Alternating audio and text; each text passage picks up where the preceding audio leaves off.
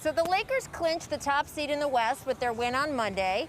Zach, what do you think is left for LA to accomplish during these 5 remaining seeding games, starting with, in fact, tonight against the Thunder?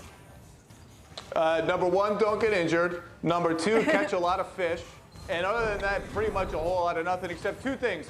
Number 1, Kyle Kuzma has looked really good in the bubble. He's had a lot of really nice defensive possessions against good players. He's shooting the 3 well. Keep Kuz in rhythm and keep seeing what you got in Dion Waiters. This is getting kind of interesting how much they're letting him handle the ball and how good he looks doing it, kind of giving LeBron a little bit of a rest. So those 2 things, other than don't get injured.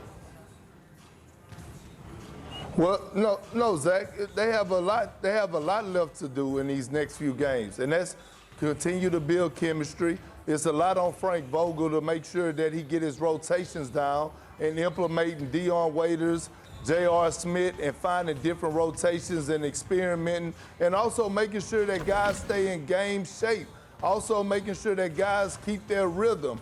Also making sure that his 2 guys, and LeBron James and Anthony Davis, are prepared and ready to go when the playoffs start. So they still have a lot of fixing to do, still have a lot of chemistry things to figure out before the playoffs, and I'm pretty sure that the Lakers are going to take these games very seriously going into the bubble. Going into the playoffs. Well, it's interesting because this is kind of what happens toward the end of the regular season, even during a regular year, right? Teams are trying to balance resting their players but keeping them still in rhythm enough that they can hit the playoffs and the ground running. I was interested whether LeBron and Anthony Davis were going to even play tonight. Frank Vogel told me that indeed they will start. They will play as close to their regular minutes as they can. I do think that there is room, and you mentioned Dion Waiters, Zach. There is room to try to get more reps for Waiters, ball handling, chemistry with different guys. Same thing for J.R. Smith. Remember, Avery Bradley is not with this team. They brought in some guys to make up for that, but I do think that they need to get everybody reps with each other so that by the time they are in possibly a very tough first-round matchup, they could be facing Portland. They could be facing the Pelicans. They could be facing, San Antonio. The Memphis Grizzlies hold that spot now, but obviously the injury to Jaren Jackson means that one of those other teams with key veteran players could give the Lakers a tough first round.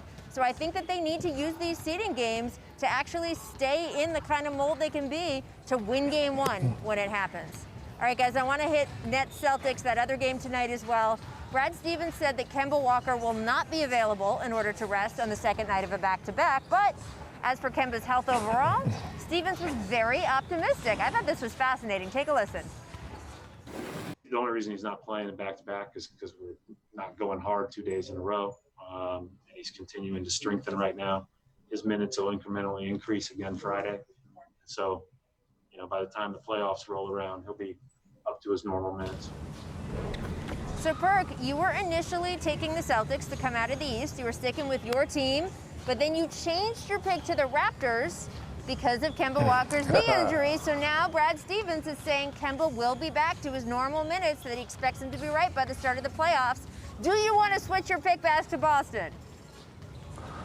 Rachel, are you trying to set me up? No, I'm staying with the Toronto Raptors. Watching them in the bubble, they have been the best team in the bubble thus far. They play inspiring basketball on both ends of the floor. They're the stingiest defensive team.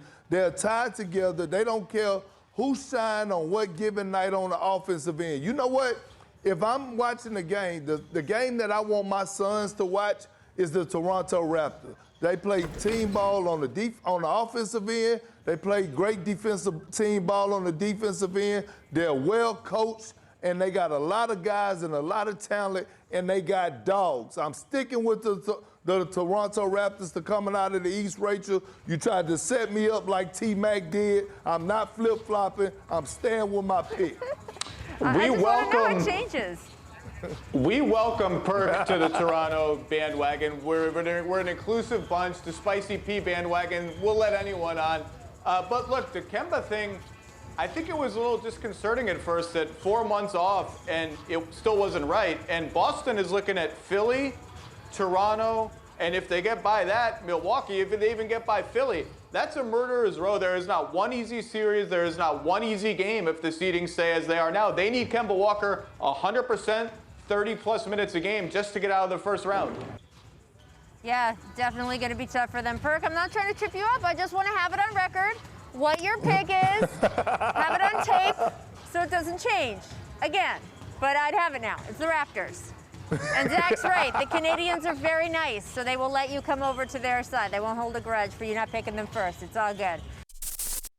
Thanks for watching ESPN on YouTube. For live streaming sports and premium content, subscribe to ESPN+.